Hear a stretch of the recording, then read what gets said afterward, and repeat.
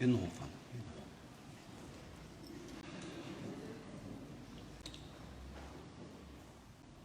E hara a Leo I te tangata tūreiti. Engari nō te take, nā tōna aroha ki a koutou kato, katai e mātou te tai mai tūreiti I tēnei wā. He pātai tino nui tēnei mā tātou. He aha te mea nui o te ao. Ko te tangata e whakatika, I whakapaipai I tō tātou whare karakia I Parawai, ko te āhua o te tangata rānei. Mena ka mōhio koutou te whakautu ki te rā pātai, ka mōhio koutou ko wai tēnei e takoto nei ke mua I a mātou.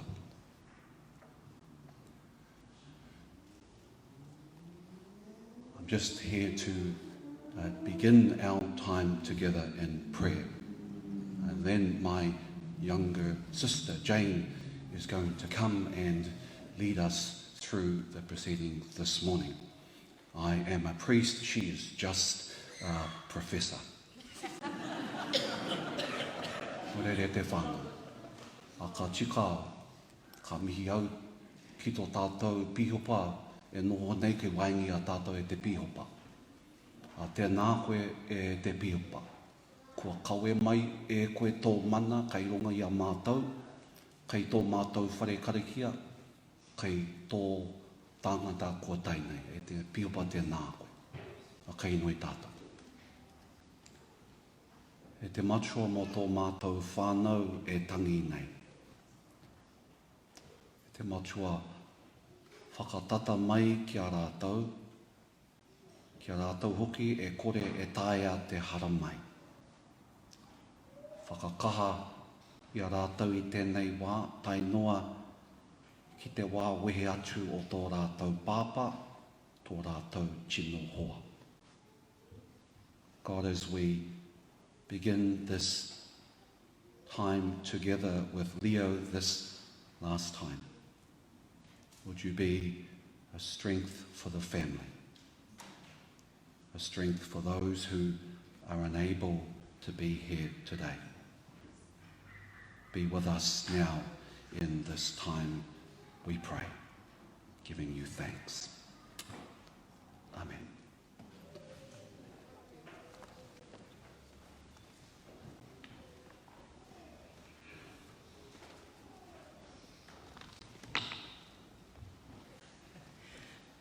Kia ora koutou, he mihi mahana ki a koutou. E rangatira mā, tēnā koutou. Ki ngā tangata whenua o tēnei wā, Ngāti Maru me Ngāti Pū, tēnā koutou, e ngā iwi o ngā haipā, tēnā koutou.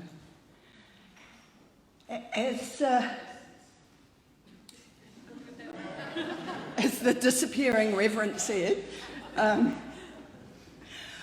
I have the honour to jointly oversee the farewell to our mate Leo today. Leo and I go back 40-odd years, and there'll be more about that later. But first, let me, on behalf of Barbara and the whānau, welcome all of you who've come here, especially those of you who've come from a distance. Barbara's had many messages from people who would have loved to have been here to say their last farewells to Leo, although they may have said them on a number of times before. But some of them in particular, she wanted me to mention those who are in lockdown in Australia, several who are having operations and unable to be here. So the service today is being videoed, and so people will be able to see it from a distance, as well as to be able to go back and relive some of the stories that I'm sure will be told today. First, can I ask people to make sure their phones are turned off?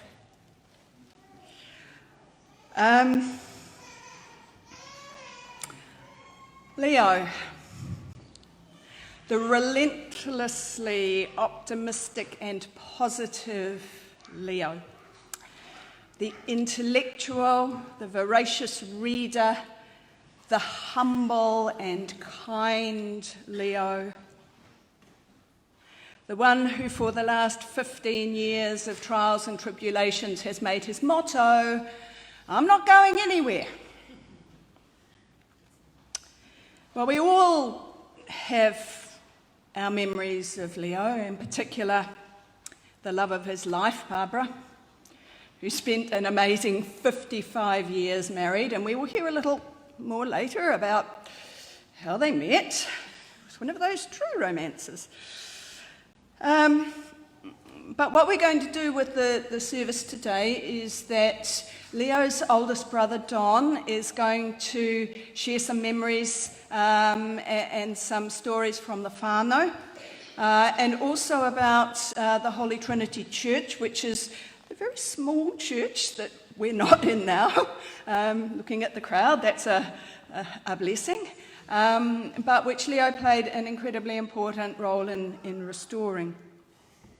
I then get to share a few memories and insights into Leo's romance with Barbara and his time in Auckland, Leo the activist, Leo the exceptionally gifted and I know only too well patient craftsman.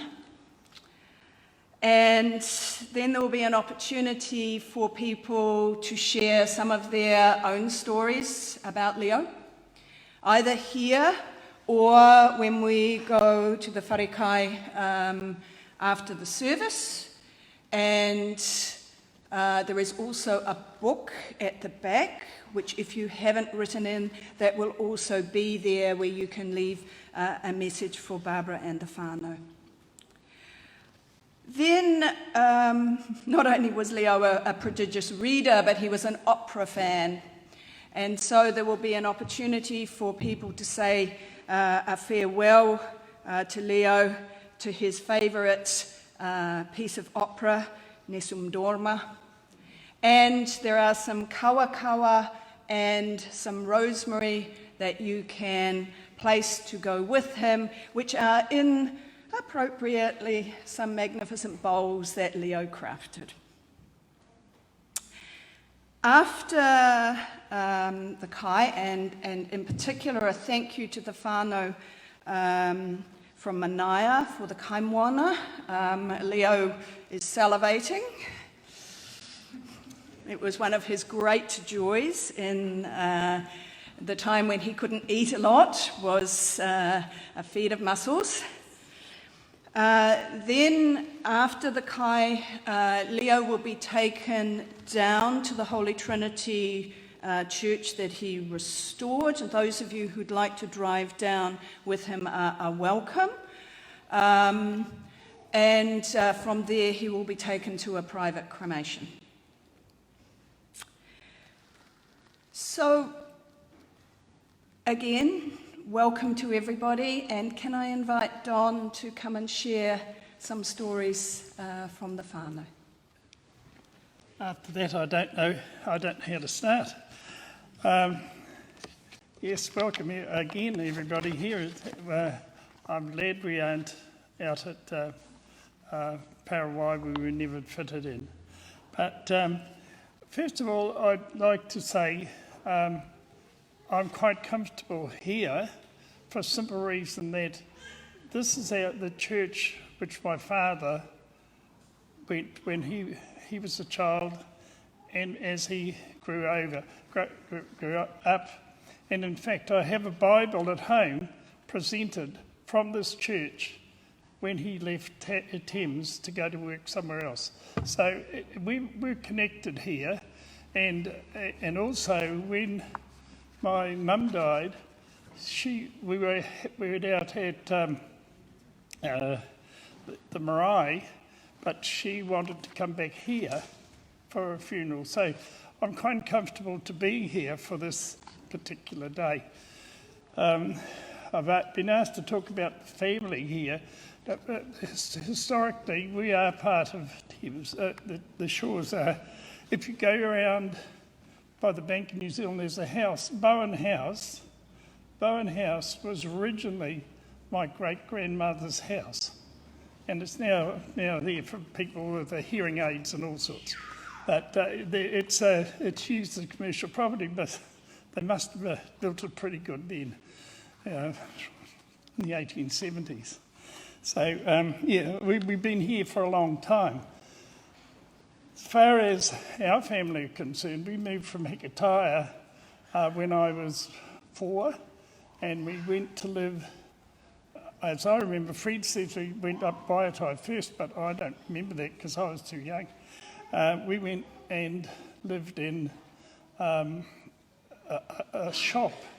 Thames was quite different. There was a lot of old shops down in Shortland Street and in Davy Street, and the shop which was falling down, and we lived there for a while, and then my mother got some money and we bought the house up there. I always remember the main two things I remember about Davy Street is there was a lady next door, and she had a parrot, and the parrot was it could talk.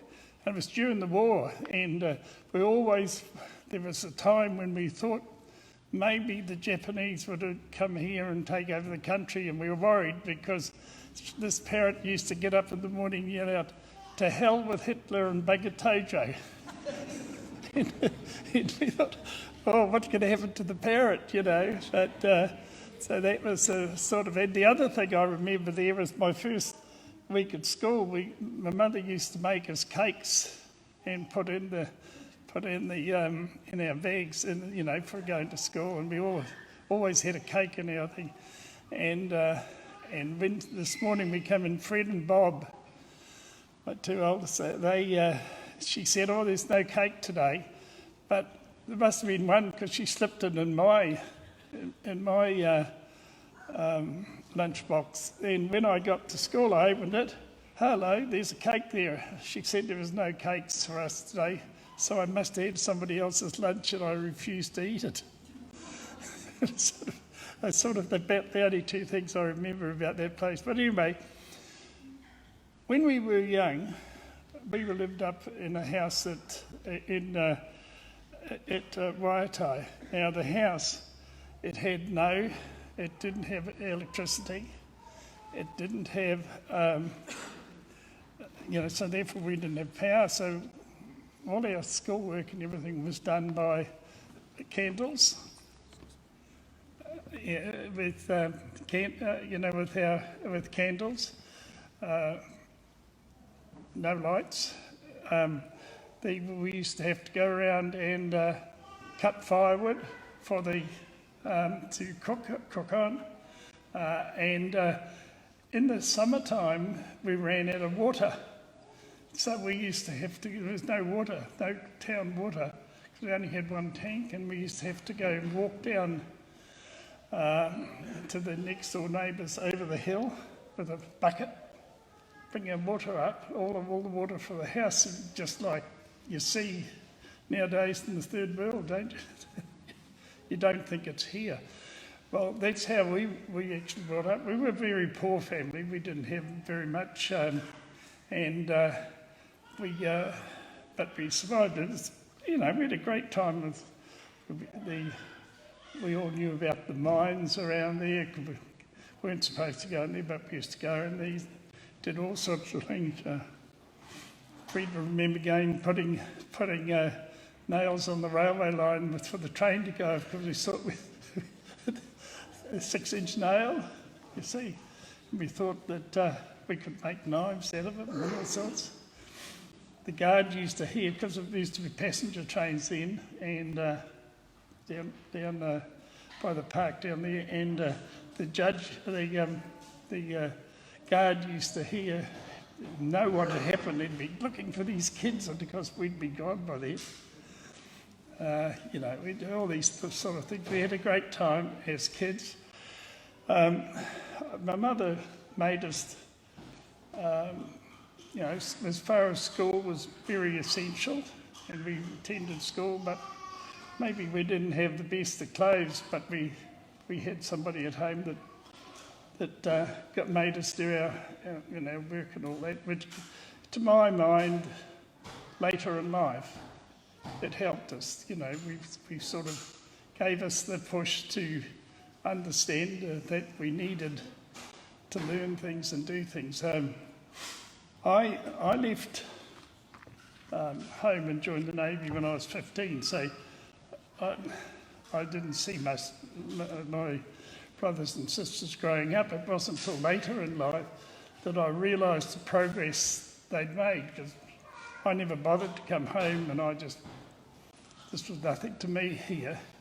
And it sort of, when I got down to, I got transferred in my job to Napier, and while I was there, I had an old Morris Oxford, but I suddenly found that Fred lives around the corner, and this is the bloke at school. I didn't think this, did very well at school, and neither did anybody else, but I said to him, hey, my gearbox on my car, I couldn't change gears. The next thing, Fred's round there, pulls my car to pieces, and I looks at the ground, and here's all these pieces of gearbox there, and I thought, well, that's the end of my gearbox. But next thing, he comes and says, there's your car. I get in, nothing wrong with my gears. He'd repeated the whole lot. Then I realised that he was a good mechanic, that he'd gone through and done these things, and whereas I thought, oh, I was smart because I'd gone away. So that was, a wake up for me, but the biggest wake up was when I the church at Paraguay was blowing down, and I happened to be on the trust board that supposedly owned all the churches, and the big storm came, and the church leant over, and the council contacted the trust board and said, look, you've got to demolish it. Well, this had happened to a lot of our churches. At Matatā, there was a church there. It went over. Council said it's dangerous. Demolished. It was demolished. There was a couple down the east coast with the same. And this was going to happen in Thames and that church out there. But before we had to get somebody to pull it down, and then I was looking around for builders or somebody, and I couldn't find one. And I thought, oh, I've got a brother that's a carpenter or builder up in Auckland. I'll ring him up. And I rang him up and said, can you come have a look at this church? Well, Leo come down with the engineer. The engineer said, demolish. Leo said, oh, no, shouldn't demolish. That's okay. Well, what happened? Next thing, Eric comes onto the scene, and between them, they pulled the church up, and theoretically, they were supposed to do it under supervision of an engineer because the council said it was too dangerous. Well, I don't think they saw the engineer again. They just went ahead, and next thing, the church is up and it's fully braced up to earthquake standards today as far as the structure is concerned. But the council said, still can't use it because, look, it's rotten. The timber's rotten. So the next thing was we were still forced with getting rid of this church. So we've actually had already put in to the Lotteries Commission to try and get a loan to do some work on it. And Leo worked out how much it was, about $200 and something $1,000. A lot of money. And I think they must have thought we were a bit cheeky because they asked for an interview. They wanted an interview with somebody at the church. So I went down to the church with a person from the Internal Affairs who gives out the money, and after you'll see some of the photos, I think it's in the how the church looked. It had all bits of racing and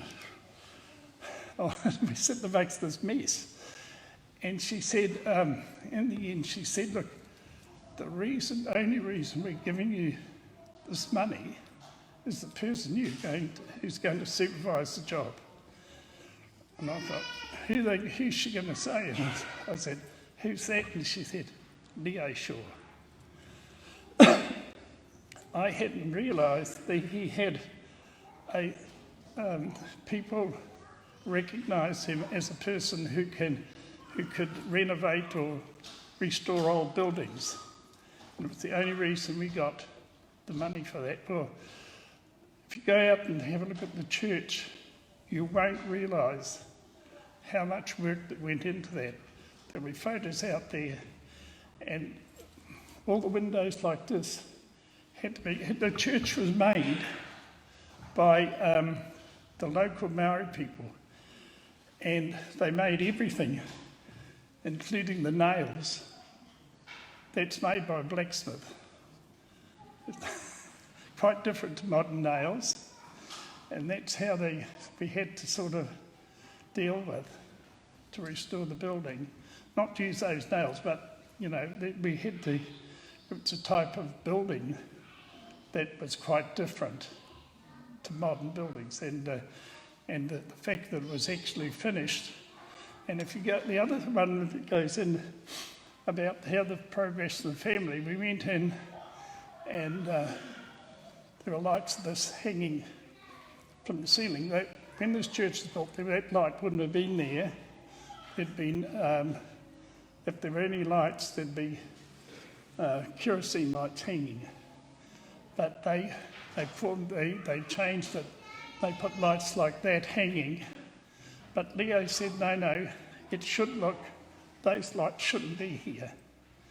So what's happened, Joe has formed the lights so you can't see them. They shine onto the ceiling and come down, and it gives the appearance that that there are no lights there, just the way it was. The other thing, if you lift this carpet here, you'll find in there'll be bits of tin, and there'll be like a grating along the centre of this church. It's exactly the same as there, and it goes back to the history of this area, as they actually had gas works, which they had gas in at the back of the church.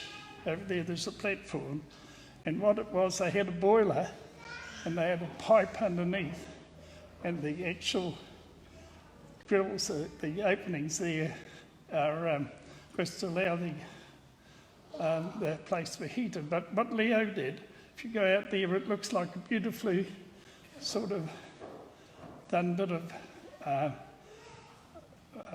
suppose craft in the middle, where this grating has been made into a sort of a nice looking piece of flooring. I don't know how to explain it, but anyway, that's it. The other, there's one other thing. He did quite a few things to make it, put it back to what it looked like when it was actually built. So it's worthwhile going and have a look at. But the main thing about this whole project, it actually showed to me how my brothers had managed to get themselves from those kids that were like me, running around bare feet, no backside in their trousers sometimes, having to cut their own wood, candles, everything. Poor thing actually came out and, like Leo, made a really a good in their life, And it goes back to, I suppose, we hear about those people today, and you make you think, well, everybody's got a chance if they just put their shoulder to it. Something. That's about all I've got to say, but thank you for listening. I haven't made a mess of it. Thank you, Jay. Except I'm a bit noisy. Kia ora, Don. As Barbara said, and we were joking about this, was it yesterday? The saying, he done good. Yeah?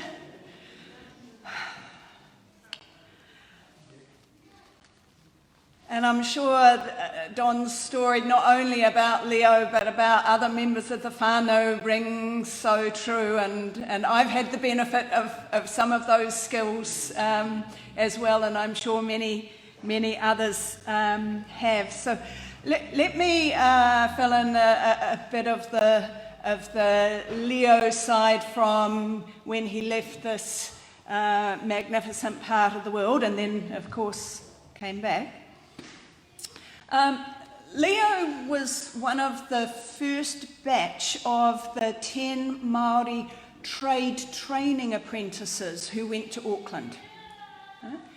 And he often used to talk about that time. And they lived at the Māori Boys Hostel in Dominion Road, and their training was just down the road from where my house was in Mount Wellington at the Sylvia Park stores.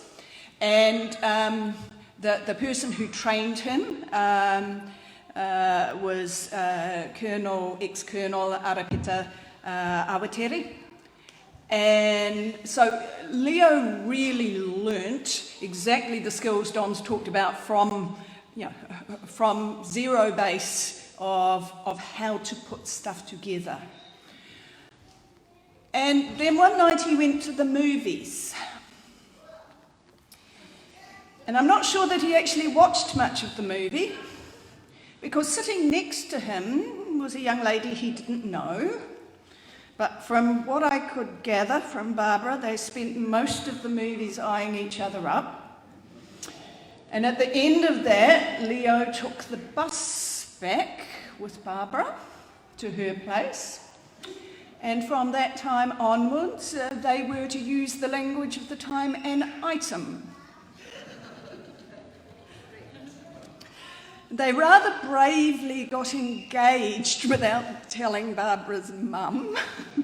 But of course, she subsequently came to love Leo as everyone would. And so that was the beginning of a love affair and 55 years of marriage, where moving down from Auckland, where Ian had arrived soon after they were married, when they were living in Greyland. And then Leo moved down to Turangi when they were doing the work down there on the Tongariro Dam.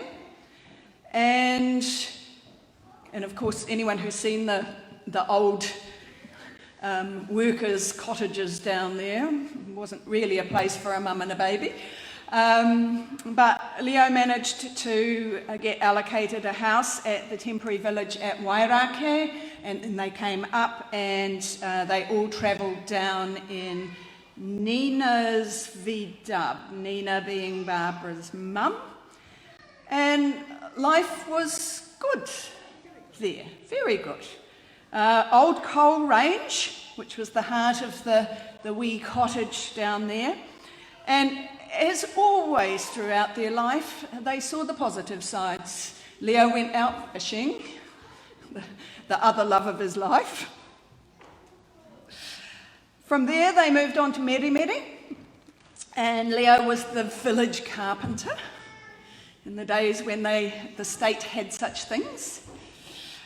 And ever the craftsman, he learnt how to hone the skills that he developed as an apprentice at that time in Auckland to become a problem solver of the kind that Don has talked about. Meanwhile, their house in Strong Street, which many I know here will remember, was being built, but being built in those days with the old hand tools, and which took a bit longer than anticipated. But eventually they got back there. In the meantime, Tony had been born in Taupo Hospital. They came up to Auckland, and Joanne was born there in 1971. And they lived in that house, the family house, until about 7 years ago, and Leo built this reputation in Auckland for being one of the most meticulous and trustworthy builders that you could imagine, and he trained many young apprentices in that time as well. Then they moved down to Dunkirk Road, and there's also some people who are here, I know, knew them down in Dunkirk Road, and Leo was in his element again. Every time I went round there was another project, and the greenhouse and the container in the backyard, and building fences for Barbara's chooks. And then, of course, when they came to sell it, we discovered some of that was not consented.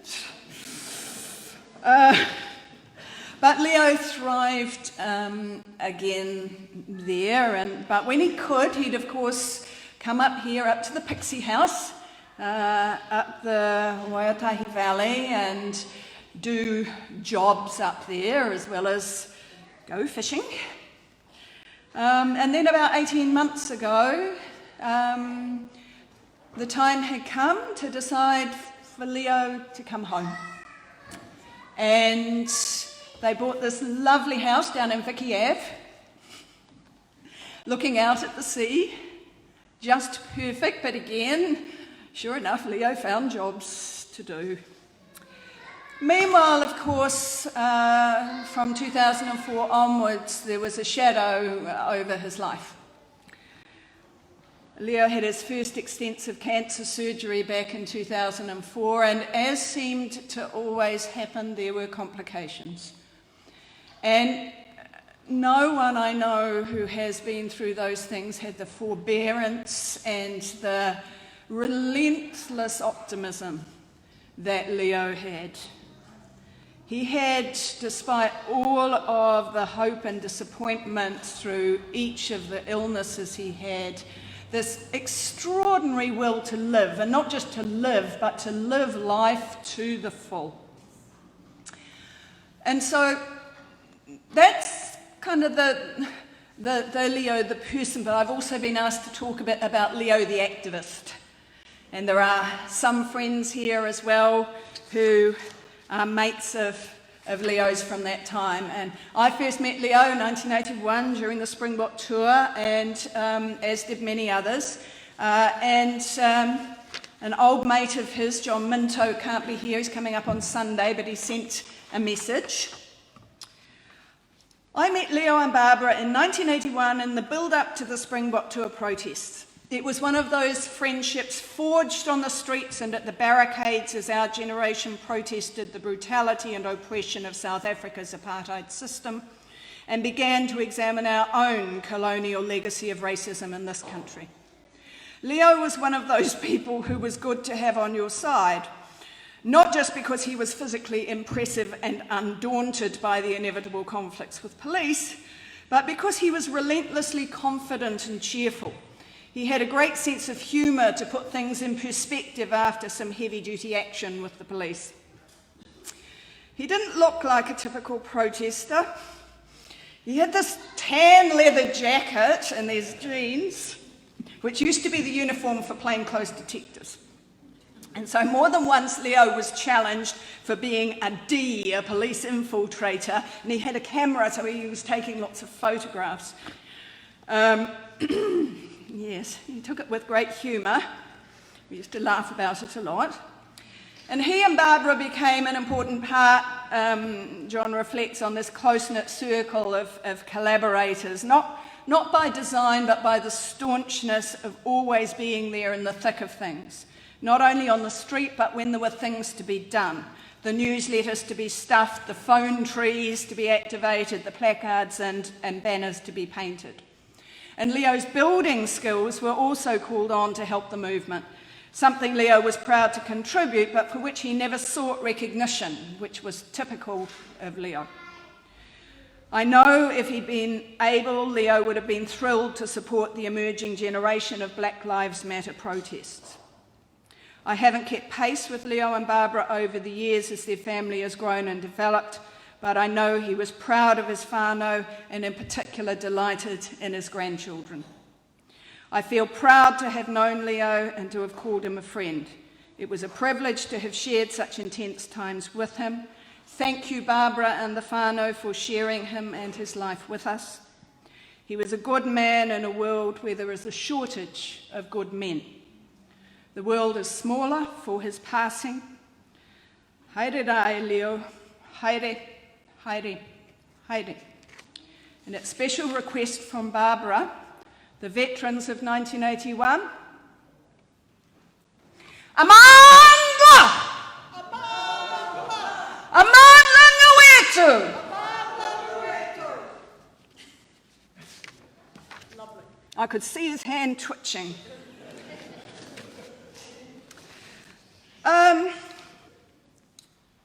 Just a handful more thoughts about Leo and an enduring friendship. Those of you who may have been in Mount Wellington at my house will know it is another of those testaments to Leo, and every time we had a crazy idea, I had a crazy idea, he wouldn't tell me it was enough. We would work out how to make it happen. One day we climbed up on the roof and I thought, oh, gee, it's a good view, Leo. He says, yeah, it is a good view, isn't it? And so the house doubled in size. But we had many other political adventures along the way. And I just want to share two. One was when President Arroyo was coming from the Philippines, and there'd been killings in the Philippines, and we had a protest up at Waitangi. And I said, Leo, can you make us a coffin? And I just meant kind of a little ply box. Leo made a proper coffin. Painted black, and he had this Jeep. And so we had to take it up to Waitangi, so we put it on the top of the Jeep and covered it up, because driving up there with a coffin on the top of the Jeep might have been a bit... And we brought it back and we put it under my house at Ruawai Road. And then one day he was putting some underfloor insulation in there, and he got one of these young men from the hire team, young Samoan guy, and Leo sent him in under the house to go and put it in the paper. And he went in and he shot out. He says, there's a coffin in there, I'm not going in there. And he'd never do things in half measures. We had some TPPA protests recently. I said, Leo, can you make a Trojan horse to go down Queen Street? 3-metre high Trojan horse down Queen Street.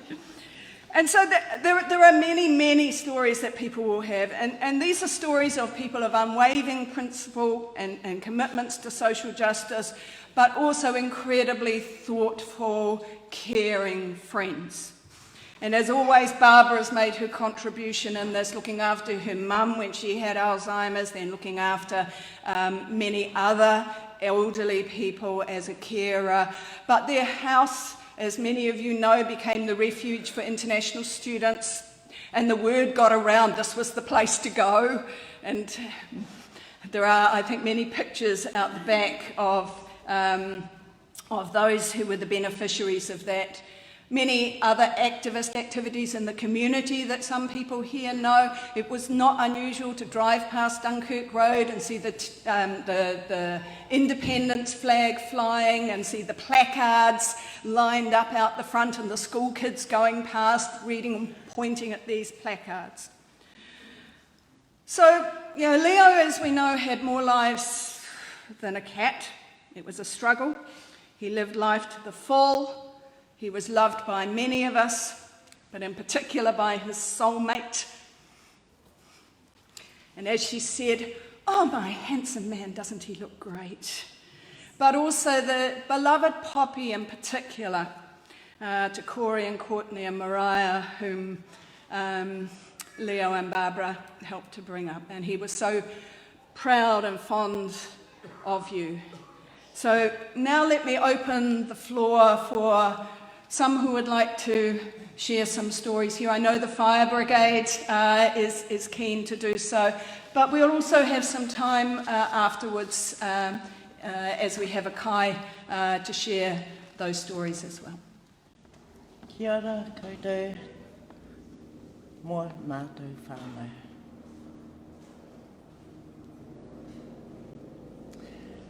I stand here as myself at the moment, I hope. No. I would like to introduce ourselves. For you people that don't know, my darling here, not yours at the moment, nah, no. Leo was more to me than a cousin. He was my brother. I suppose I better say who I belong to and who I am. Ko hau Makareta Desai, ni Richards. My father was Leo Te Reotahi Richards, and Leo was named after him. I didn't get to know Leo till later on down the track, but I'd like to introduce my elders, Shane. Shane worked very closely with his uncle, Shane. The big lady here, she was the lady that gifted us the land that he worked with. Andy, he's our second in charge. He's my son-in-law. His name is Andrew Brown. The little girl over here is my baby, Ella Main. The big man over here is Rikirangi Kiriopa, and he is our fire chief. I just wanted to introduce ourselves first and how Leo made a massive change in the Manaia community. I don't know how to say this but I thank you, Barbara and Mokos, for giving him to us, letting him come and do what he gave to us and the whole of our community. I think from here on, I will give this over to our fire chief, Ricky. Thank you. Tēnā tātou whānau. We, the whānau and members of the Manaia Volunteer Rural Fire Force, would like to express our deepest sympathy to the family and friends of Leo. For those who didn't know, Leo played an integral role in the establishment of our fire station. He dedicated his time and expertise for free, and in doing so, set the foundations for our fire force and our community to grow. We'll always remember you, Leo, and appreciate all that you have done for us. We'd like to acknowledge Barbara and her grandchildren for letting Leo give up his time for us. To all the whānau and friends, if you're ever passing through Manaia, do call into the fire station. It's a beautiful building, and you're most welcome to come along. Our fire station is a monument of his love. Thank you. Go fly away with the Lord.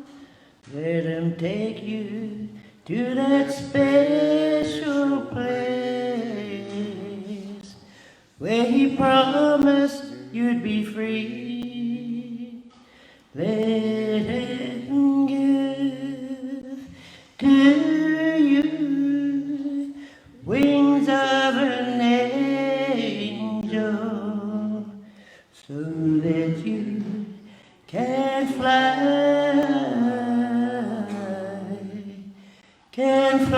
away with the Lord.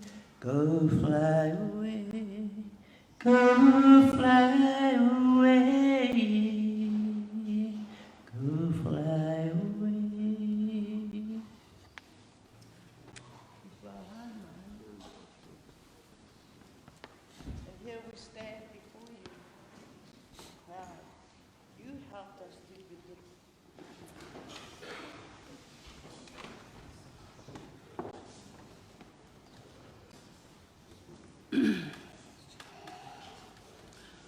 Tuatai ko te i ki te atua, e whakahōnore ana i a te kingi tu haitia, mihi ana ki tō tātou pare, mihi ana ki tō tātou marae, e aroha ana mō rātou, kua pitirangi tia, mihi ana kia tātou, mihi ana hoki ki tā tātou, whāriki nui o tēnei rā. Kia ora anō tātou katoa. E mihi nui kia koutou, ko Yvonne Hemera ahau, ni Yvonne Richards. Ko au te kaihana tuatahi o ia. I am Yvonne Richards. I am Leo's first cousin. His mum and my dad were brother and sister. I stand up here and recognise Leo because Leo always came home. He came home to us. If there was a tangi on, he was right there. Not only that, he gave lots of good advice. And as you can see, he built our fire station, and our lovely cousin, who just spoke, that was our first cousin too. Her father, my father, were the real brothers, but Auntie was a sister, but half sister to our uncle and my dad. But over the years, my mum and my dad always came here. He'd come over the hill, and go to the TAB over here, and take a horse, take a punt, and have a few beers. When he finished, he'd go and spend time with the cousins, maybe to Bonnie's house afterwards, and get somebody to take him home from there. But my father was a classic. He loved his whānau. He was a great man too, and Leo and all the whānau looked up to him. And he loved his family. And so this is my time to say aroha. I wasn't supposed to come here today, but I did. And I think it was supposed to be. Our aroha goes out to you, Barb, and the whānau. Kia kaha, kia maia, kia manawa nui. So I have a little song, and I think if my cousin come up and help me, but e ho tūnei te manawa, nā te mea ko koe te tau, ori te ki te pli e kimi nei, ia koe koro, oh my heart is forever longing for a sweet and lovely violet, your beauty and your fragrance fills the air when night approaches. Oh, my heart is forever longing. Without you, there's no place like the bees in search of nectar. I will rose and look for you. Hariatira e koro, hariatira ki po tātou tūpuna pare, haere.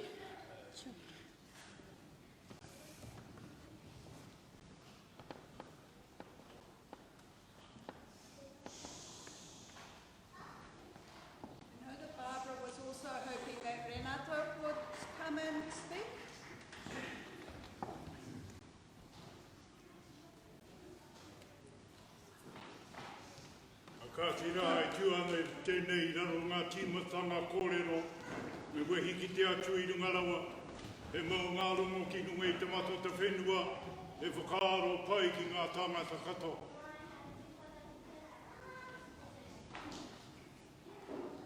Ano reire e tarangatira, e lia, takatomai, takatomai, takatomai. Takatomai i roto i te takatomana o rātou ma, ka hunga ko ngarua ka ki te pō. I runga ake nei i roto i ngā wikiri, mahua ake nei. I reira tēnei, te takotoranga o te rā rangatira a Ross Smith. Ka tira ko kōrua tēnei, ko haere ki tō tātou kaihanga. Ngā te mea nāna no te ki. I te wā i whakarete ai, ka hoki mai e ia ka tango atu e tātou ki aia i tōna wā. Ko koe tēnei rā, e oki ana e te oki ngā mo tāu mo te tangata. No reire e te rangatira, moi mai, moi mai, moi mai. E mōhi o ti ai, e roa tonu koe, e noho ana i raro i te māwiwi tanga. E ngari tō kaha, tō kaha. Ko tae te wā i roto i ngā rā, ka moi o kanohi, ko ti mātai tō haere, a ki tō tātou rangatira, ki tō tātou kaihanga. A koe nei te tangi atu e taku rangatira, haere, haere, moi mai i roto i te ariki. Ko whakaaro tonu au, me tae a tinana, i mui a koe te newa, ki te mihi atu ki a koe mo au nei mahi, mo tō tāua whare, i paukaha i koe, kia whakatika, kia tū pakari, kia tū pai ai i te newa.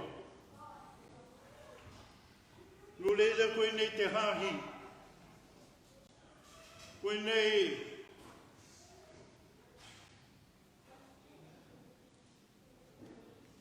tō tāua hāhi i te hara mai ki te mihi kau atu ki a koe. Ko runga ke nei i tō tuakana i kōrero nei, mō au nei mahi, mō tō tātou whare karakia. Nā ua no hoki i whakatika i te wā, tatania i hingai i roto i te kaha o te hau. No reira e taku rangatira e nio, ko mutu tāu nei mahi, ko oki koe te oki ngā. Ko tae tu koe ki a rātau, te hunga ko ngaro atu rā. Ko tae tu koe ki tō tātou kaihanga. No reira e moe atu rā. A koe nei ka mihi atu ki te whānau e noho nei i raru tēnei kapua pauri. Ka hoki anō ki ngā kōrero i kōrero hia, i aku mātua. Mā te atu anō hoki koutou he manaki hei tiaki, e whakamāmā e nei taimahatanga katoa ke ni a koutou. No reira kia kaha kia mai, a kia manu anu. Ka tira tātou katoa ko tae mai, ki te poropora ake tā tātou rangatira, ki te mihi atu ki aia. Koe nei ka mihi atu ki a koutou huri no i roto i tō tātou whare. Tēnā koutou, tēnā tātou katoa. Kia koe rā, e te minita, kanu i te mihi atu. Ko koe e whakahaere tā tātou mahi tēnei ahi ai. A tēnei rā, koe nei ka mihi atu. Ka tira, o tātou e nei, e tangi nei, e poroparake nei tā tātou rangatira. Huri no tēnā koutou kia ora tātou. A māku e weata te tā koutou weata i te reo māpu.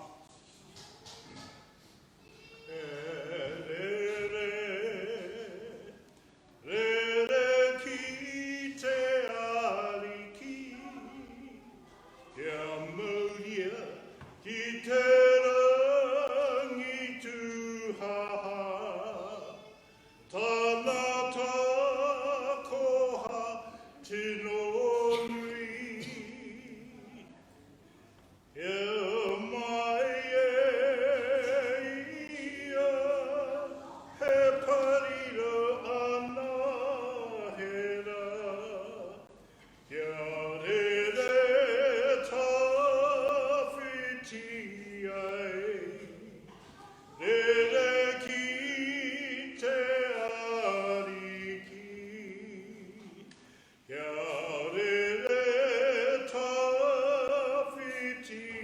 ai, rere ki te ariki, a piti hono tātai hono, tātou te ngamate ki a tātou, a piti hono tātai hono, tātou te ngaola ki a tātou huri noa, tēnā koutou, kia ora tātou katoa kei.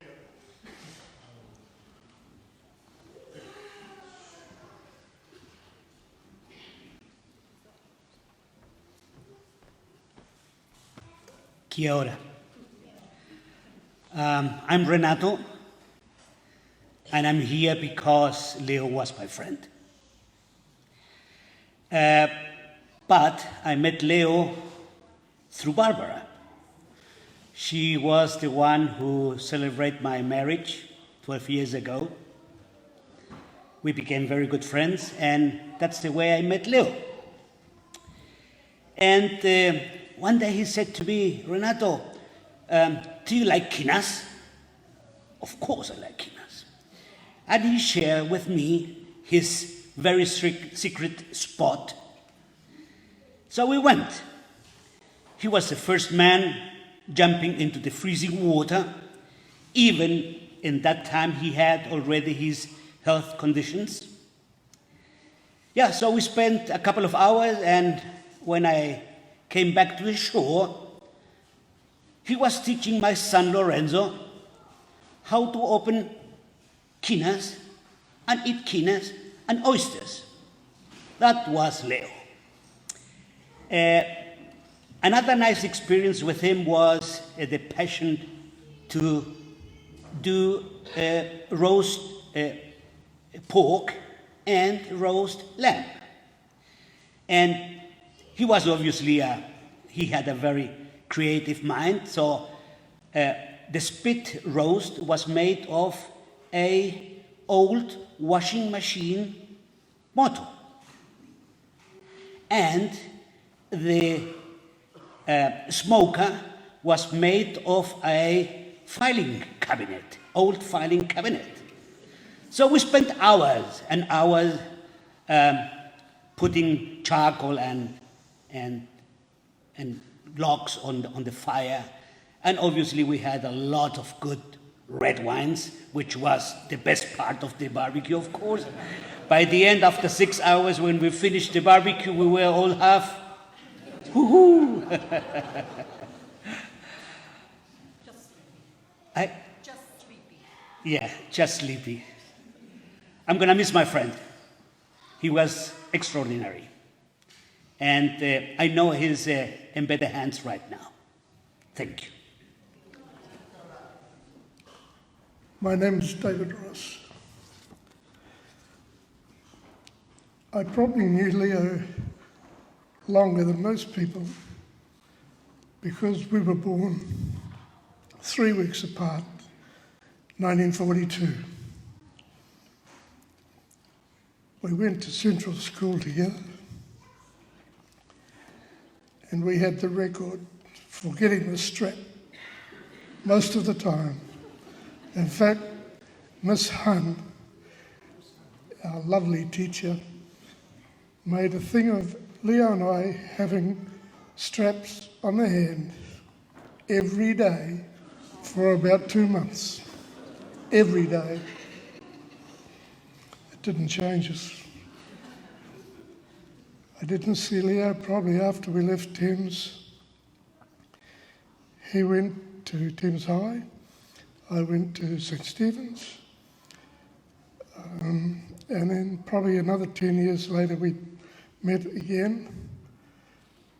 And there was big gaps, but there was always, I think last time I saw him was Barbara Neal's, and the time before that was Jazz and Blues Club. Yeah, at Port Shed. But it was, we always just picked up where we left off. There was no big space. Lovely man there. Rest in peace. Kia ora tātou. I wish I had known that he was heretical, because I'm heretical too. I've been wishing and wishing for an asteroid to knock out all the satellites so the world would go back to being nice. And the vote was still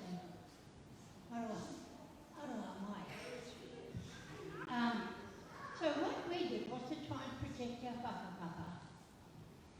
When I was little, my mother asked her grandfather, Te Paura, to give me a Māori name, and it was Mapuna. I didn't know what it meant, but I do now. So Leah and I used to chat about that. We met on Moeho at the Rumano celebrations for the new centenary. We all were helicoptered up there on Moeho. Compliments of the board and everybody else, because the Māori Queen wanted to lay a park up there. And my mokopona said, look man, look what I've got. And Leo came along and said, oh, that's the Hochstetter Park.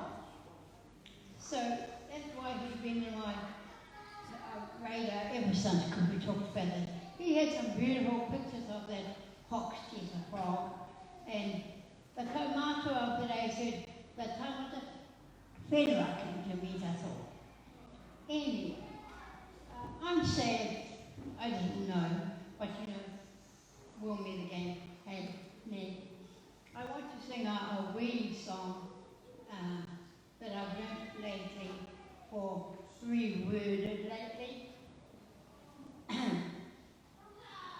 What happened, because I can't sing properly anymore, I'm calling myself too straight these days. And I'm still here. There. E to hoa, ua to te ra, mai runga te rangi, me te whenua, e pai ana, kua tata, te atua. Day is done from the sun, from the hills, from the trees, from the sky. All is well, God is nigh.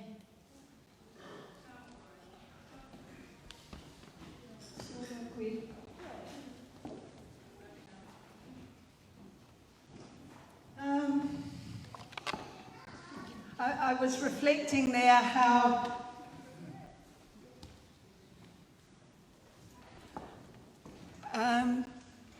Leo embodies biculturalism. So what we've heard from, Ian, do you? Oh, get mine. No.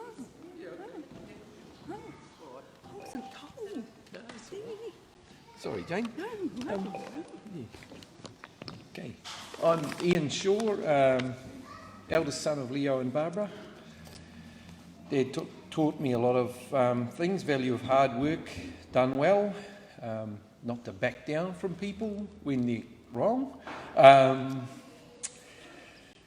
He also taught me the appreciation of good food, growing it, catching it, cooking it and eating it, as a lot of you people already have alluded to, and the good things in life. Now, as I've gotten older, I've learned to cook too. He was very enthusiastic about making his wines and smoking fish and the spit roasts and the hangis and things. We enjoyed a few whiskies together, and a lot of stories got told. And he would often tell a story, and then he would ask whoever was the guest, tell a story.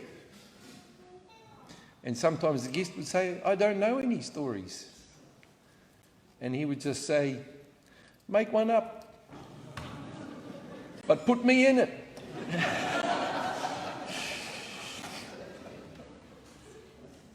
Never let the truth get in the way of a good story. Anyway, he was inherently very practical, as we've already heard. Not an average chippy, but a craftsman. He took pride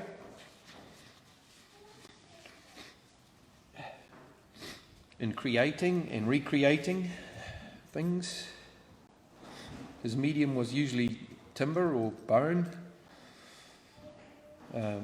Building at Paraguay and many other old buildings that he's restored are testament to that. I remember as kids, we always ate well. And that was a good thing. He was mostly fair with us. We never really knew whether he was proud of us, but boy, we knew when he was disappointed. Yep. But very, very positive about a lot of things. He built dinghies that were just about unsinkable. My mate Blaine, who's here somewhere, not sure, but he's here somewhere, I think. We used to go catching flounder in the Oraki Basin with his dinghy. And we always took a few home, and that was always good. And we brought home plenty.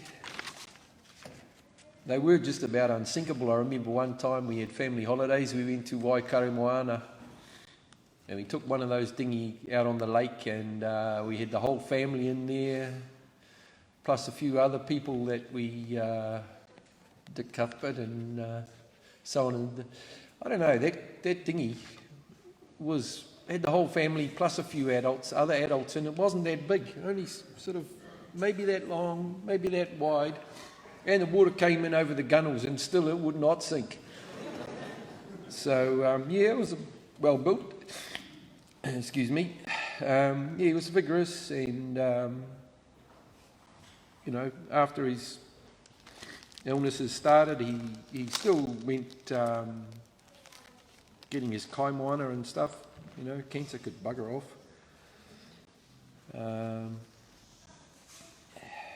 He was a man of his generation.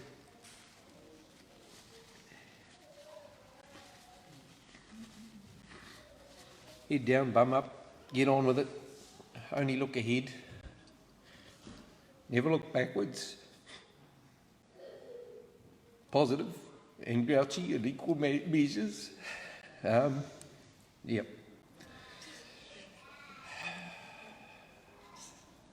I've inherited some of his strengths, I believe. And I believe that strong people are built by love.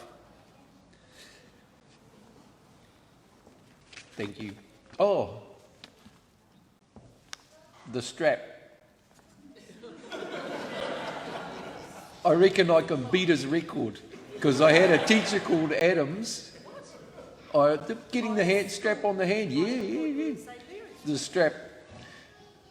I had one teacher called Adams who strapped my hand every day at about 9:30 for a whole year.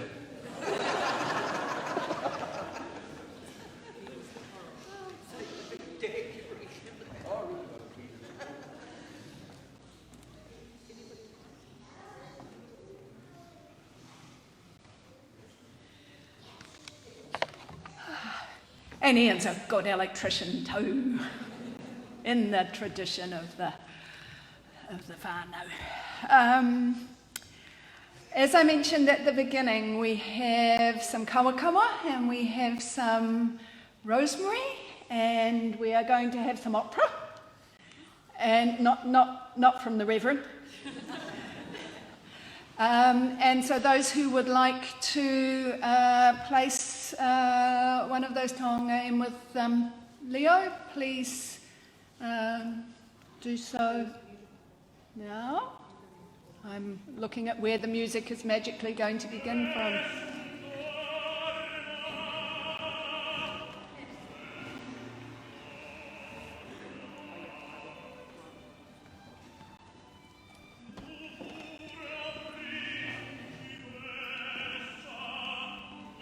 And Mariah has some sawdust to go in, just in case he didn't empty his pockets.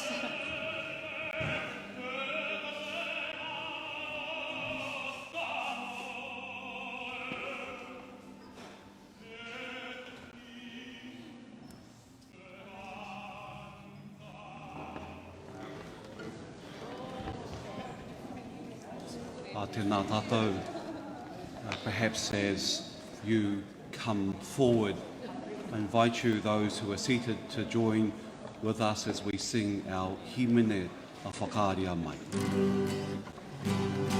Whakaaria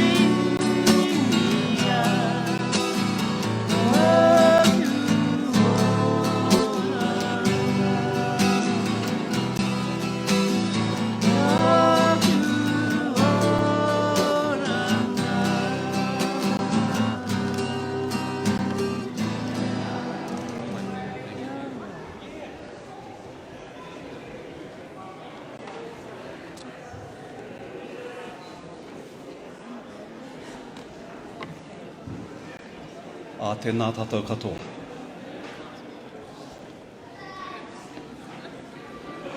Whānau, shortly we are going to invite the family to come and close the kāpu. Tēnā tātou. Kia ora. Would you like me to be a loud voice? Thank you. Ladies and gentlemen, if you don't mind, please taking your seats while we commend the end of our service together. For those of you who don't have your hearing aids on, will you please find your seats for now, please.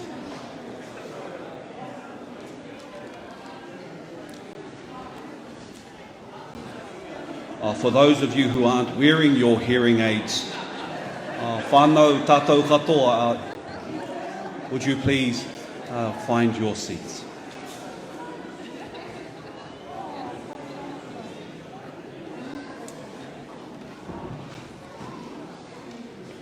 Shortly, whānau, we are going to say our final goodbyes and close the casket. And then I'm going to invite you to stand as we commend Leo to God's keeping. The family would love for you to join with them next door for refreshments. If you have not had a chance to have time with Leo, he will remain here while refreshments are happening next door. Finally, the family will call you together as they prepare to take Leo to Parawai for a time before his private service. Thank you on behalf of the family for being here with them today. I want to acknowledge you, Jane. Thank you for looking after us. Thank you that in the midst of all that you have done, you have not been able to grieve. We know your love for Leo, not in the words actually, but in who you are, in the silence before Leo. God bless you. Today we have heard about Leo the brother, Leo the coffin maker, Leo who went to the movies empty-handed and came out with someone else's hand, Leo the cousin, Leo the man who not only repaired a church but also in turn repaired a community. Thank you for bringing your memories, whatever your memory is. I think it's important to remember that no one knows him better than Barbara. She knew him behind closed doors. And therefore she knows everything you have shared is true. And so we join with you now as you prepare to say goodbye to the sixth seaman. Well, that's what she wrote here. The man with the wonderful brain. Thank you. The man most of all who loved you. Would you please stand together?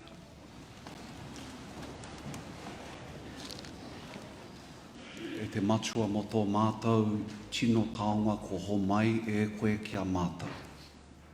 Mai I tāna whakatipuranga tainoa ki tēnei wā mate. E kore e te matua e mutu o mātou mihi atu ki a koe.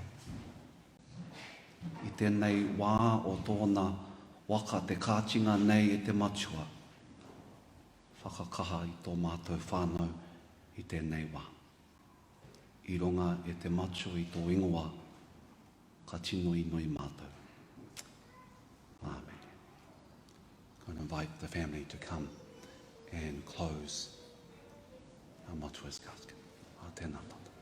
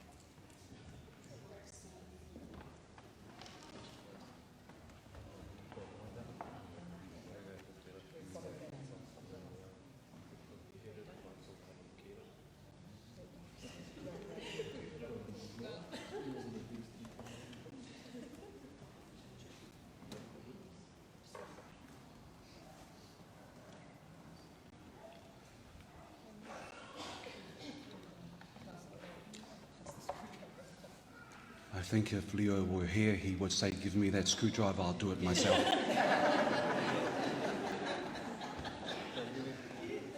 E kore te mate, e kore te ora. E kore ngā ānahera, e kore ngā rangatira. E kore ngā kaha, e kore ngā mea o nāia nei. E kore ngā mea e puta mai ā mua. E kore te chike chike, e kore te hohonu. E kore te tihi atu mea hanga, e kaha ki te momotu i a tātou i te aroha o te atua. I te rā i roto nei a te karaiti ihu tō tātou ariki.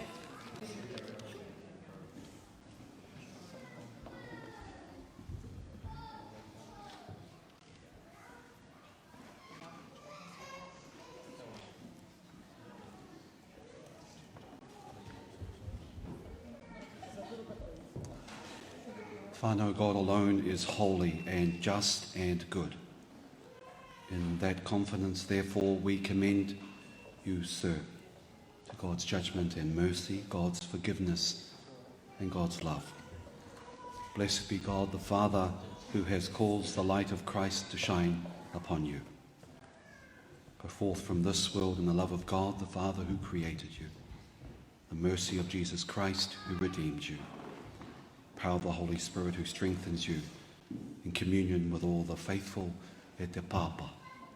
May you dwell this day in peace. Amen. Feel free to make your way next door. There are bathrooms there and refreshments waiting for you. Otherwise, feel free to remain here with Leo for these last moments. Tēnā tātou katoa.